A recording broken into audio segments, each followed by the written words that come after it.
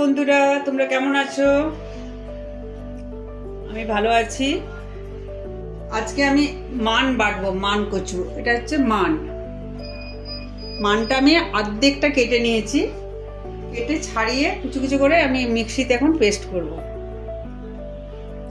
এটা পেস্ট করে তারপর দেখাচ্ছি এটা কিভাবে করবে। এটা মানে এটাকে বাটার পরে কিন্তু একটুখানি ওই দুধটাকে এরকম করে ফেলে দেখে নেবে একটুখানি মুখে দিয়ে যে কুটকুট করছে কিনা। যদি কুটকুট না করে তার দুধটা ফেলার দরকার নেই। দুধটা তো উপকার আছে, খুব ভীষণ আয়রন থাকে এটাতে। আমি এখন এটা বেটে নিই, আরো বাটা হবে। বাটাটা হয়ে গেছে। এটাতে এবার একটুখানি এটা একটু রস নেবে এরকম ভাবে।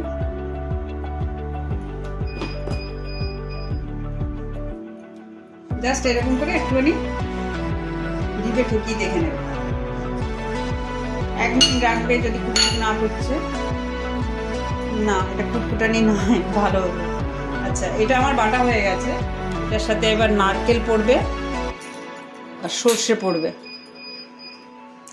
নারকেল আর সর্ষে। নারকেলটা বাটবো,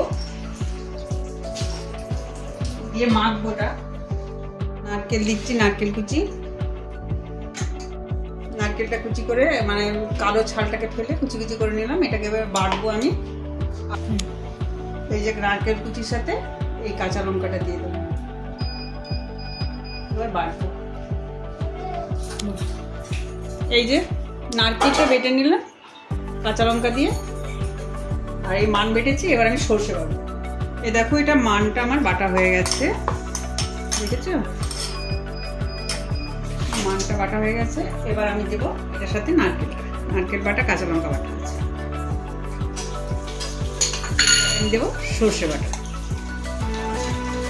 সর্ষেটা কিন্তু জল দিয়ে বাটবে না, একটু আলাদা করে নারকেল রেখে নারকেলের দুধটা দিয়ে বেটে নেবে। জল মিশ্রণ দিলে জিনিসটা নষ্ট হয়ে যায়, ভালো লাগে না। হালকা লেবু, একটু রস দেবো।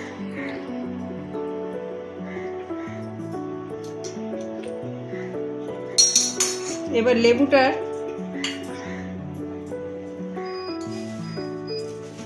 বিচিগুলো সব বার করে নেবে। এটা লাস্টে ভিতরে দিয়ে দেবে। এবার দেবে সর্ষের তেল, এবার দেবে নুন। এরপর ভালো করে মাখবে, ভালো করে।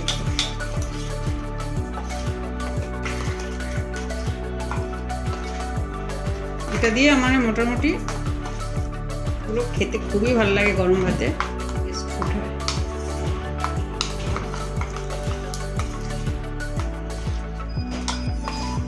এই জায়গাতে সব ঠিকঠাক আছে কিনা, সব ঠিকঠাক আছে, একটু নুন লাগবে। এরপরে এই লেবুটা এটার সাথে দিয়ে বন্ধ করে দেবে, দিয়ে ঢাকা দিয়ে রেখে দেবে। দিয়ে ভাত খাওয়ার সময় খাবে, তারপরে কমেন্ট করবে।